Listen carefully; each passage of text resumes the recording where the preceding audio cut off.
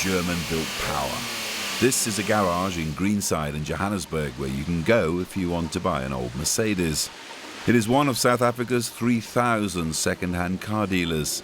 Like many, it fears the coming of the new Consumer Protection Act on April the 1st.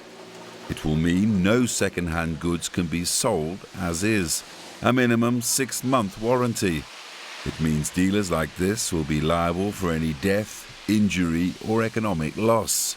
I think the biggest fear for small merchants would be the costs that are first going to arise due to this new act. As a small business, you now have to possibly employ a couple of people who will be dedicated to dealing with the client, with checking. So if you buy one of these cars and you feel it's not exactly what you paid for, you can appeal to an ombudsman.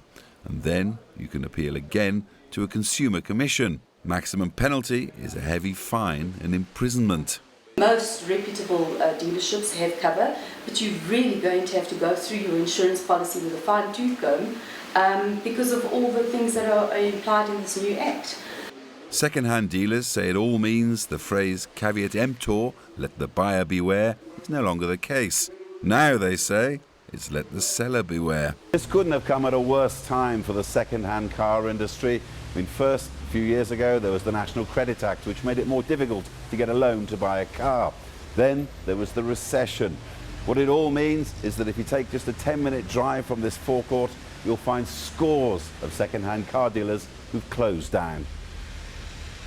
The government argues that the new act will lend the consumer greater protection and more power. I think it's a recognized fact that we don't have a very strong consumer voice or consumer advocacy within the South African context.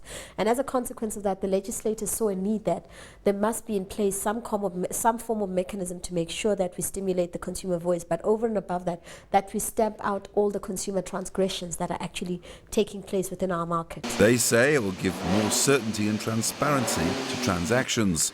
So if you want to sell second-hand goods in South Africa after April the 1st, make sure they're ready to roll.